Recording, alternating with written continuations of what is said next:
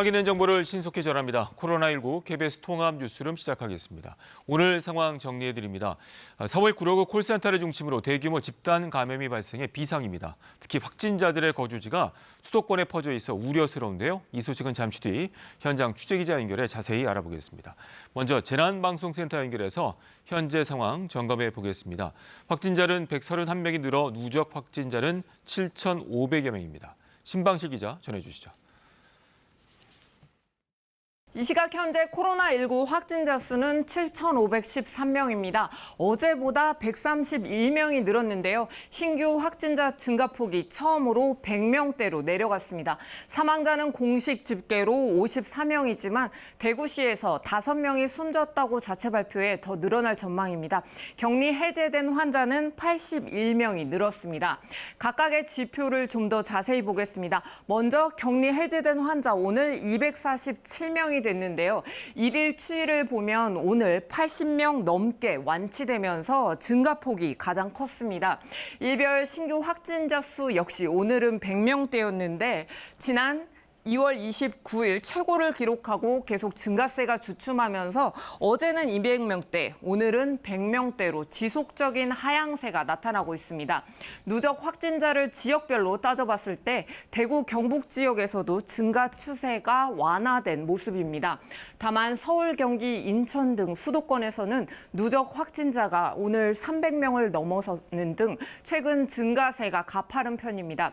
특히 서울 구로구 콜센터를 중심으로 한 대규모 집단 감염이 심상치가 않은데요. 구로구뿐만 아니라 동작구와 관악구 등 서울 지역에서만 40여 명, 그리고 서울 서쪽에 위치한 인천과 경기 지역까지 합쳐서 확진자 최소 60여 명에 이르는데 더 늘어날 것으로 보입니다. 코로나19 사태가 진정세를 보이고는 있지만 한 명의 슈퍼 전파자나 한 곳의 슈퍼 감염지만 있어도 크게 확산할 수 있다는 점에서 주의가 필요합니다. 전 세계적인 상황도 심상치가 않습니다. 중국 내 확진자는 줄어드는 양상이지만 이탈리아의 확진자 수 9,172명으로 우리나라보다 많습니다. 그리고 이란이 7천여 명이고요. 프랑스와 독일도 각각 1,000여 명의 환자가 발생했습니다.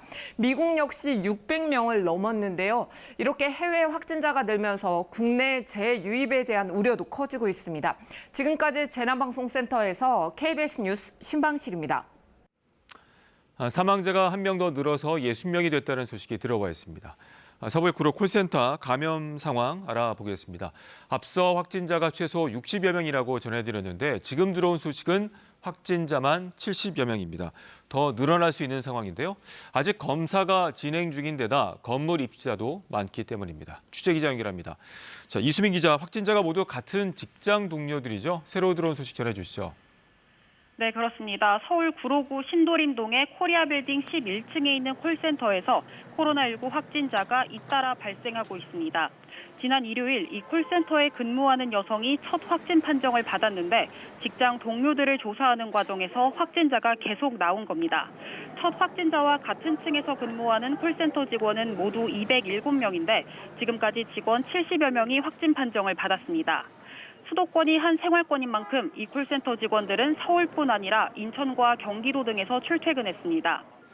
지금까지 확진 판정을 받은 콜센터 직원의 거주지는 서울 25개 자치구 가운데 최소 11개 구에 걸쳐 있습니다.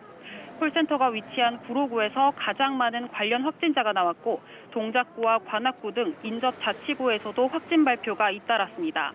경기도 안양과 광명, 김포, 부천에서 오가던 직원들도 확진 판정을 받았습니다. 의정부에서도 첫 확진자가 나왔고 인천에 사는 15명도 관련 확진 판정을 받았습니다. 해당 콜센터가 입주해 있는 건물은 지상 19층, 지하 6층 규모입니다. 확진자가 발생한 11층 말고도 7층부터 9층까지 같은 회사의 콜센터에서 500명이 넘는 직원이 일하고 있습니다. 현재 서울 구로구는 해당 건물을 폐쇄한 상태입니다. 한편 콜센터 관련자 검사가 제대로 이루어지지 않고 있다는 지적도 나왔는데요. 구로구는 콜센터 건물 근무자라고 밝혀도 증상이 없다는 이유로 검사를 못 받는 경우가 있다면서 다른 지자체 등에 원활하게 검사를 받게 해달라고 협조를 요청했습니다. 지금까지 사회부에서 전해드렸습니다. 콜센터 사업장 한 곳에서 이처럼 많은 확진자가 한꺼번에 나온 것은 감염에 특히 취약한 근무 환경 때문이라는 분석이 많습니다. 이 좁은 공간에 밀집한 상담원들이 온종일 전화를 하는 특성상 감염 위험에 노출돼 있었다는 지적입니다. 이어서 변진석 기자입니다. 집단 감염이 발생한 서울 구로 콜센터의 모습입니다. 다닥다닥 붙은 책상이 사무실을 채우고 있습니다. 상담원 200여 명이 이곳에 앉아 쉴 새 없이 전화를 합니다. 콜센터도 그 신천지 대구교회와 거의 유사한 밀폐된 공간에 다수가 또 말을 하고 또 식사도 같이 하면서 장시간 접촉하다가 이렇게 다수의 환자가 집단 발생한 걸로 생각이 됩니다. 다른 콜센터 상황은 어떨까? 마스크도 제대로 지급받지 못하고 있다는 게 관계자의 얘기입니다. 마스크가 있어도 더 많은 고객을 응대하기 위해 벗고 일하는 경우가 많습니다. 빠른 응대를 해야 되는데 말을 할 때 좀 답답하고 숨이 차거나 좀 목소리가 울리고 응대가 어려워지기 때문에 그리고 또 실적이 또 떨어질 수가 있잖아요. 이렇게 감염에 취약한 환경이지만 콜센터 현실은 요즘 정부가 권장하는 재택이나 유연 근무와 거리가 멉니다. 한 대기업 홈쇼핑의 콜센터 상담원은 KBS 취재진에게 보낸 메일을 통해 콩나물시루 같은 콜센터에서 매일 11시간씩 하루 2시간 추가 근무를 하고 있다고 말했습니다. 확진자가 나온 교회 바로 옆에 사무실이 있지만 감염 예방을 위한 별다른 대책도 없다고 호소했습니다. 당분간은 좀 연장 근로나 휴일 근로를 중단하고 근무 인원을 줄여서 순환 근무를 좀 하고 이런 방안들을 좀 검토할 필요가 있을 것 같습니다. 또 상담원이 교대로 근무하는 24시간 콜센터의 경우 컴퓨터와 마이크 등 비품을 공용으로 사용하는 경우도 있습니다. 접촉을 통한 감염에 취약할 수 있다는 얘기입니다. 전국의 콜센터 상담원은 약 40만 명으로 추산되는데 재하청과 아르바이트 등 통계에 잡히지 않는 것까지 포함하면 더 많을 것으로 예상됩니다. KBS 뉴스 변진석입니다. 코로나19의 여파로 뉴욕 증시에 이어 우리 금융시장도 변동성이 커지고 있습니다. 이에 정부는 주가가 떨어질 때 추가 하락을 일으킬 수 있는 공매도 규제를 강화하기로 했는데요. 하지만 이 단기 처방일 뿐 근본적 원인인 불안감은 잠재울 수 없다는 지적이 나옵니다. 서영민 기자가 분석했습니다. 오늘 코스피 상승과 하락을 반복하며 갈지자 행보를 보이다 소폭 올랐습니다. 시장 불안이 없어져서가 아니라 기관이 주식을 대거 사들이며 방어했기 때문입니다. 금융당국이 기관 투자자의 적극적인 역할이 중요하다라고 한 게 영향을 미친 걸로 보입니다. 세계 금융시장은 코로나19 발병 초기만 해도 경기 위축이 단기적일 걸로 봤습니다. 사스와 신종플루 학습 효과였는데요.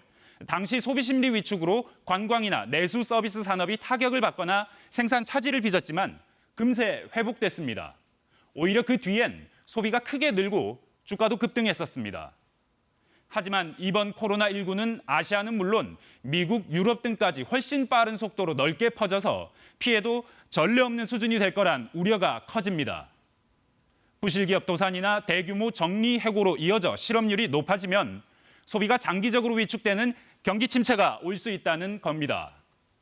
불안 심리의 표면적인 이유는 원유 감산을 둘러싼 산유국 사이의 다툼이지만 근본적으로는 원유 소비가 줄 수밖에 없는 이런 구조적인 침체 공포입니다. 이 같은 시장의 우려를 잠재우려면 일단 각국 정부 역할이 중요합니다. 그러나 주요 선진국들 장기간에 걸친 경기 침체에 대응하느라 금리는 이미 제로금리 수준이고 정부 부채도 막대해서 추가적인 정책 여력은 제한적입니다. 이런 상황엔 그나마 여력이 있는 미국의 역할과 함께 국제적인 정책 공조가 중요합니다. 코로나19의 여파가 한두 나라가 아닌 전 세계적인 문제로 확산되고 있지만 각국의 한계도 분명한 만큼 통화든 재정이든 주요국들의 협력을 통한 동시적인 대책만이 시장 불안을 잠재우고 경기 침체를 막을 방법이라는 분석입니다. KBS 뉴스 서영민입니다. 이번엔 해외 상황 알아봅니다. 확진자가 9천여 명을 넘어선 이탈리아에서는 나라 전체에 전 국민 이동 제한 조치가 내려졌습니다. 프랑스와 독일의 확진자도 수천 명대로 늘었고 중동 지역에서도 이란을 중심으로 확진자 증가세가 멈추질 않고 있는데요. 유럽과 중동 상황 이란 기자가 전해드립니다. 이탈리아에서는 코로나19 확진자가 사흘 연속 1,000명대씩 늘고 있습니다. 누적 확진자 수가 9,100명을 넘으면서 중국에 이어 세계에서 두 번째로 확진자가 많습니다. 이탈리아 당국이 결국 사실상 나라 전체를 봉쇄하는 특단의 조치를 단행했습니다. 하루 전 북부 지역에 내렸던 이동 제한령을 전국으로 확대한 겁니다. Saranno quindi da evitare su tutto il territorio della penisola gli spostamenti a meno che non siano motivati da tre specifiche circostanze. 이로써 이탈리아 국민은 다음 달 3일까지 불가피한 이유를 제외하곤 어느 곳으로도 이동할 수 없습니다. 이탈리아 저녁의 식당과 카페들은 오후 6시 이후 운영이 중단됐고 극장, 박물관 등 모든 문화 공공시설도 잠정 폐쇄됐습니다. 옆 나라 프랑스, 스페인에서도 확진자가 1,400명 선을 넘어섰습니다. 중동 지역 역시 이란을 중심으로 코로나19 확산세가 여전합니다. 중동 지역의 확진자 7,600여 명 가운데 94%가 이란에서 발생했습니다. و البته این رو هم اضافه کنم که ظرف 24 ساعت گذشته 43 نفر متاسفانه به جمع افرادی که ناشی از ابتلا به بیماری کووید 19 درگذشتند 사망자가 잇따르면서 일부 주민들은 바이러스를 소독한다며 공업용 알코올을 마셔 후제스탄주에서만 14명이 숨졌고 수도 테헤란과 알보르즈주에서도 비슷한 사고가 잇따랐습니다. 이란은 교도소 안에서의 집단 감염을 막기 위해 모범수 7만 명을 일시 출소시키기로 하는 등 코로나19 확산을 막기 위한 필사적인 움직임은 전 세계에서 현재 진행 중입니다. KBS 뉴스 이랑입니다. 미국에서는 트럼프 대통령이 확진자와 접촉한 공화당 의원들과 악수도 하고 동행까지 한 것으로 드러나면서 이 논란이 커지고 있습니다. 백악관은 이와 관련해 아직 입장을 내놓지 않고 있습니다. 이 소식은 워싱턴 서지영 특파원이 전해왔습니다. 미 공화당의 콜린스 하원 의원이 트윗을 통해 14일간 자가격리에 들어가겠다고 밝혔습니다. 증상은 없지만 지난달 말 보수단체 행사에서 코로나19 확진자와 접촉했다는 점을 이유로 들었습니다. 이 행사에서 역시 확진자와 접촉한 공화당 맷 게츠 하원 의원도 자가격리를 시작했습니다. 문제는 두 의원들이 다수의 보수 인사는 물론 트럼프 대통령까지 접촉하면서 논란은 확산됐습니다. 콜린스 의원은 현지 시간 지난 6일 트럼프 대통령과 악수를 한 뒤 질병통제예방센터에도 동행한 모습이, 게츠 의원은 트럼프 대통령의 에어포스원에 동승한 화면이 포착됐습니다. 트럼프 대통령의 올해 나이는 73살, 미 보건당국의 표현대로라면 코로나19의 취약한 계층에 해당합니다. 진단검사를 받았는지에 대한 언론의 질문이 쏟아지자 펜스 부통령은 백악관이 곧 입장을 발표할 것이라며 한 발 물러섰습니다. I just simply don't know what the White House physician has recommended to the president, but I promise you we'll get you that information. 이런 가운데 목사로 밝혀진 워싱턴 DC의 첫 확진자와 접촉한 사람들에 대해 워싱턴 DC 시장은 자가격리를 권고했습니다. DC Health has been reaching out to known contacts to begin the process of self-quarantine.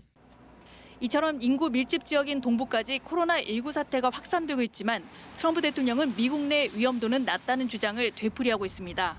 하지만 확진자들과 접촉한 의원들과 접촉한 사실이 밝혀지면서 이젠 자신의 격리 가능성까지 고민해야 하는 상황이 됐습니다. 워싱턴에서 KBS 뉴스 서지영입니다.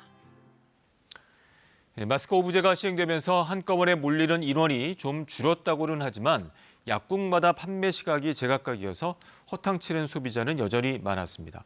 이 정부가 약국별 마스크 현황 데이터를 민간에 공개하기로 하고 마스크 앱도 개발됩니다. 보도에 조혜진 기자입니다. 어떤 약국은 이른 시간부터 마스크를 팔고 여기는 마스크가 일찍 오나 봐요. 오늘 9시 10분에 왔어요. 어떤 약국은 오후 6시 이후부터 팔기도 합니다. 파는 시간이 약국별로 매일매일 제각각이다 보니 몇 곳을 돌아야 하고 허탕을 치기도 합니다. 시간을 모르게 이 집 갔다가 여기서 기다리다가 또 오늘 갔더니 그 집에는 자기도 들어오는 시간을 모른대요.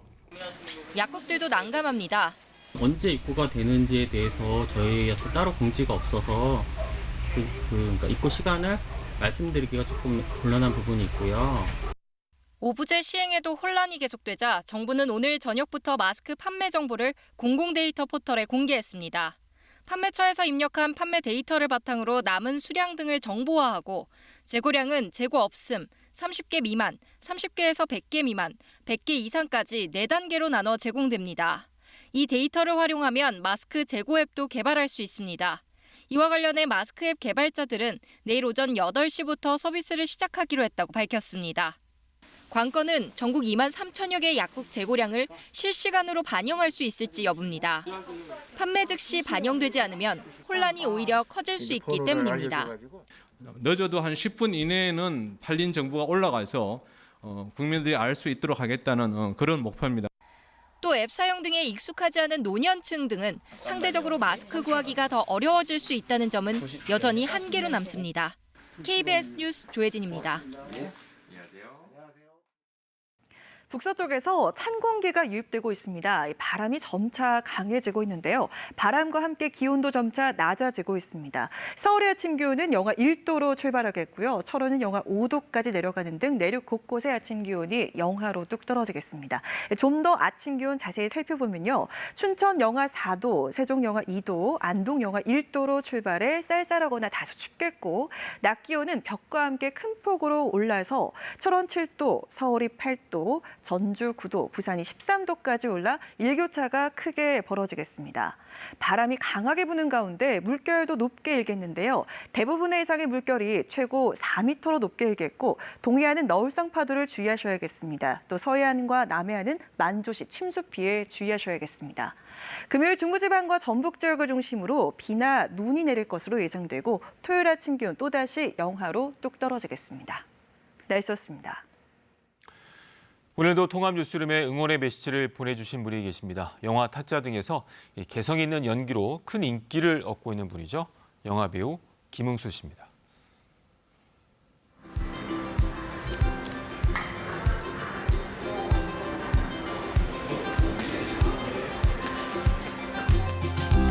오늘 촬영을 가셔가지고 오늘 더빙을 안 하시나 그랬어요.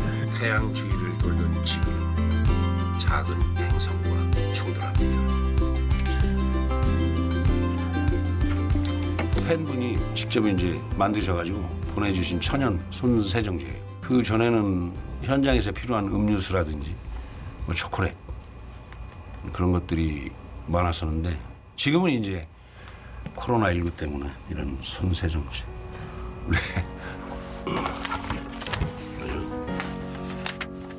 드라마나 영화 현장은 때로는 많은 분들이 필요하잖아요. 제가 지하철을 타고 출근하는 장면을 촬영해야 되는데 지하철에 타고 계신 이제 승객분들 그 어떤 분이 오셨는지 이게 서로가 이게 좀 경계하는 분위기가 제일 좋잖아요. 우리 국민은 많은 시련과 어려움을 잘 견뎌냈습니다. 이번 코로나19 이 재난도 능히 아주 슬기롭게 잘 견뎌내리라 확신합니다.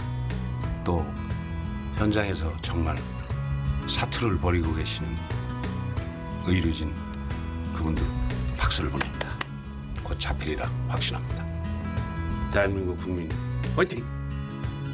코로나19 아웃!